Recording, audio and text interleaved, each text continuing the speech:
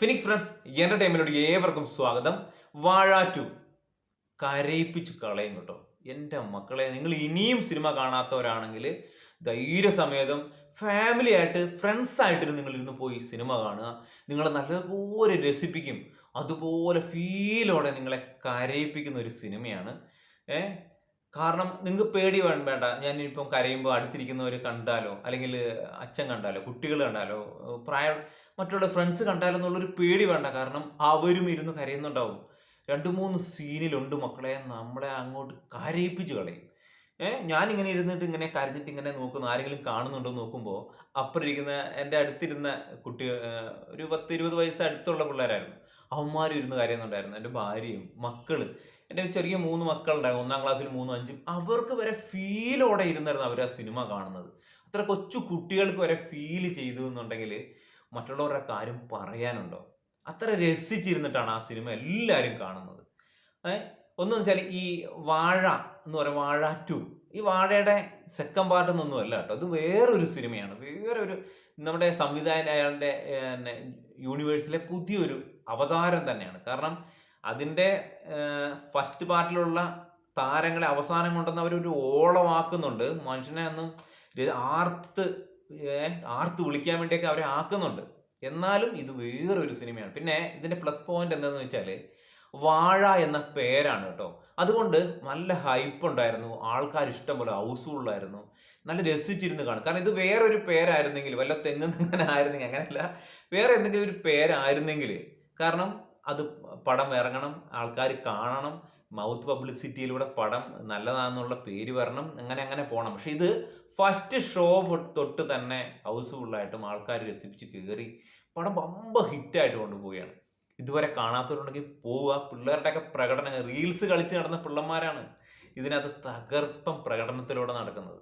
അടിപൊളി. എല്ലാവരും ചെറിയ റോള് തൊട്ട് വലിയ റോളുകൾ വരെ ചെയ്ത എല്ലാവരും അടിപൊളി പ്രകടനമാണ്. ഒരാളെയും വലുതാക്കിയും കുറച്ചായിട്ടും പറയാൻ ഒന്നുമില്ല. സംവിധായകൻ നല്ല പോലെ പണി അറിയാവുന്ന സംവിധായകനാണ്. കാരണം അദ്ദേഹത്തിന് എവിടെ കയ്യടി കിട്ടുമെന്നും എവിടെ കരച്ചിൽ കിട്ടുമെന്നും എവിടെ ആൾക്കാർ രസിപ്പിക്കുന്നു എല്ലാം അറിയാം. കറക്റ്റ് എല്ലാം ആ പാകത്തിന് കൊടുത്തിട്ടുണ്ടെന്നുള്ളതാണ്.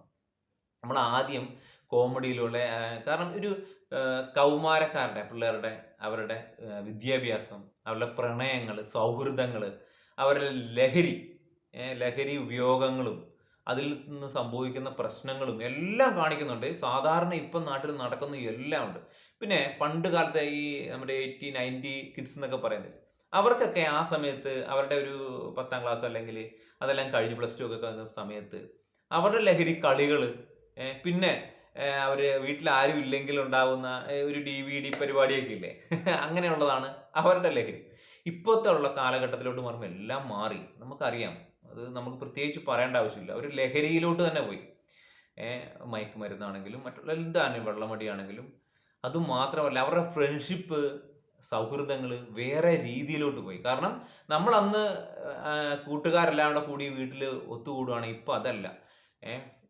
അവരുടെ കൂടെ തന്നെ പഠിക്കുന്ന പെൺകുട്ടികളൊക്കെ തന്നെ വീട്ടിലോട്ട് എത്തുന്ന രീതിയിലോട്ടുള്ള പോക്കാണ് ഇപ്പോഴത്തെ ജനറേഷൻ്റെ പോക്ക്. അത് നല്ലതാണെന്നും മോശമാണെന്നും ഞാൻ പറയുന്നില്ല. നല്ലതാണെന്നുള്ളവർക്ക് മോശം, അത് ആ രീതിയിൽ എടുക്കാം. പക്ഷേ ഈ പടത്തിൽ എല്ലാം പറയുന്നുണ്ട്. ഫാമിലി ഇമോഷൻസ്, അച്ഛനമ്മ ബന്ധം, അല്ലെങ്കിൽ കുട്ടികളും മാതാപിതാക്കളും തമ്മിലുള്ള ബന്ധങ്ങൾ, സൗഹൃദങ്ങൾ, അവരുടെ ജോലികൾ, വിദ്യാഭ്യാസം, വിദേശത്ത് പോകുന്ന എല്ലാവരുടെയും ആഗ്രഹം വിദേശത്ത് പോകുന്നു. വിദേശത്ത് പോയിട്ട് കഷ്ടപ്പെടുന്നവരുണ്ട്, രക്ഷപ്പെടുന്നവരുണ്ട്. അവരുടെ ഫാമിലി ആ സമയത്ത് എന്താണ്, അവർ തിരിച്ചു വന്ന, അങ്ങനെ എല്ലാം ഉണ്ട്. വിദ്യാഭ്യാസം ഉണ്ടെങ്കിൽ, നല്ല പോലെ പഠിച്ച് വിജയിച്ച് മുന്നേറി പോയെങ്കിൽ മാത്രമേ മക്കളെ നിങ്ങൾക്ക് എവിടെയും വിജയം ഉണ്ടാവുള്ളൂ എന്ന് നല്ലതുപോലെ പച്ചയായിട്ട് സിനിമയിൽ നല്ലപോലെ പറയുന്നുണ്ട്. അതുപോലെ ലഹരിക്ക് അടിമയാകാതിരിക്കുക, നല്ല സൗഹൃദങ്ങൾക്ക് അടിമയാകുക, നല്ല എന്താ കുടുംബത്തിൽ നല്ല ബന്ധങ്ങൾ ഉണ്ടാക്കിയെടുക്കുക എന്നൊക്കെ ഈ സിനിമ നല്ല പോലെ പറയുന്നുണ്ട്.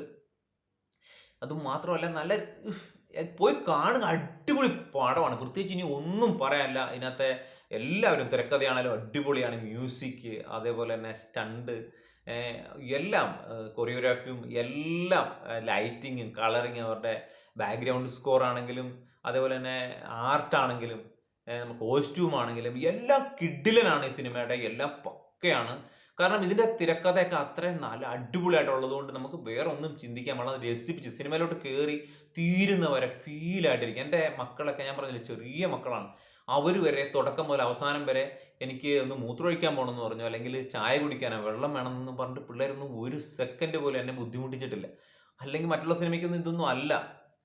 ഇത് ഞാൻ ഫാമിലി ആയിട്ടാണ് ഈ സിനിമയ്ക്ക് പോയത്. ഫസ്റ്റ് ദിവസമല്ല, ഞാൻ 2 ദിവസം കഴിഞ്ഞിട്ടാണ് പോയത്. ഇപ്പം ഞാൻ ഈ വീഡിയോ ചെയ്യുന്നത് തന്നെ ഒരാഴ്ച കഴിഞ്ഞു. അപ്പോൾ ഇത് ചെയ്യണമെന്ന് തോന്നിയത് കൊണ്ടാണ് ചെയ്യുന്നത്. നല്ല പടമാണ്. നിങ്ങൾ ധൈര്യസമേതം ഫാമിലി ആയിട്ടോ അല്ലെങ്കിൽ ഫ്രണ്ട്സ് ആയിട്ടോ കൂട്ടുകാരായിട്ടൊക്കെ പോയിരുന്ന് കാണുക. അത്രയ്ക്ക് ഫീൽ ചെയ്യുന്ന ഒരു നല്ലൊരു മൂവിയാണ്. വമ്പൻ വിജയമായിട്ട് തീർന്നിട്ടുണ്ട്. ഇനിയും വലിയ വിജയമായിട്ട് തീരട്ടെ എന്ന് ആഗ്രഹിക്കുന്നു. ഇതുപോലുള്ള നല്ല കോളേജ് ക്യാമ്പസ് പടങ്ങൾ എടുക്കുമ്പോൾ എല്ലാം ഫൈറ്റ് വേണമെന്നൊന്നും നിർബന്ധം, നല്ല കഥയായിട്ട് വരട്ടെ. ആൾക്കാർ തിയേറ്ററിലോട്ട് ഇടിച്ച് കയറും. അപ്പോൾ നമുക്ക് മറ്റൊരു വീഡിയോ ആയിട്ട് വരാം. വീഡിയോ ഇഷ്ടപ്പെട്ട് കഴിഞ്ഞാൽ ലൈക്ക് ചെയ്യുക, ഷെയർ ചെയ്യുക, സബ്സ്ക്രൈബ് ചെയ്യാത്തവരൊന്ന് സബ്സ്ക്രൈബ് ചെയ്ത് ഒന്ന് സപ്പോർട്ട് ചെയ്യുക. മറ്റൊരു വീഡിയോ ആയിട്ട് വരാം.